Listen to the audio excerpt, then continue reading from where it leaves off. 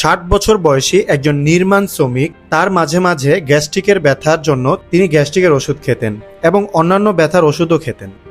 তিনি হঠাৎ করে প্রচণ্ড পেট ব্যথা ও পেট ফুলে যাওয়া এবং পায়খানা বন্ধ হয়ে যাওয়া নিয়ে হাসপাতালে ভর্তি হন।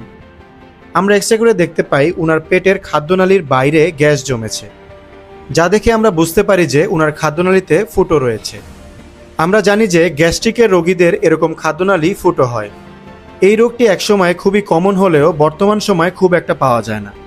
এ ধরনের রোগীর পেট কেটে হঠাৎ এক্সপ্লোরেটরি ল্যাপারোটমি করে সাধারণত অপারেশন করতে হয়, কিন্তু আমরা মাত্র 3টি ছিদ্র করেই অপারেশনটি সম্পন্ন করি। প্রথমে আমরা নাভিতে একটি ছিদ্র করি এবং ক্যামেরা প্রবেশ করিয়ে দেখতে পাই উনার পেট ভর্তি হলুদ রঙের বাইল মিশ্রিত পানি এবং অন্যান্য ময়লা আবর্জনা ভর্তি হয়ে আছে। আমরা সাকার দিয়ে জমে থাকা পানি ও ময়লা আবর্জনা সাক করে নিলাম। 4 থেকে 5 লিটার নর্মাল স্যালাইন দিয়ে আমরা পুরো পেটের নাড়িভুঁড়ি ওয়াশ করলাম। তারপরে আমরা দেখতে পেলাম লিভার ও পিত্তথলির নিচে এবং পাকস্থলীর পরে অর্থাৎ ডিউডেনামের প্রথম অংশে ছিদ্র হয়েছে।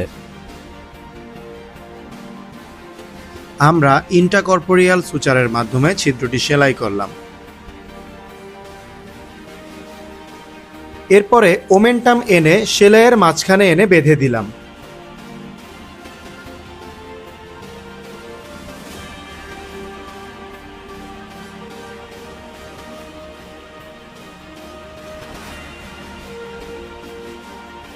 এরপর আমরা আবার পরিষ্কার করে 2টি ড্রেন রেখে পোর্টগুলো সেলাই করে অপারেশন সম্পন্ন করলাম।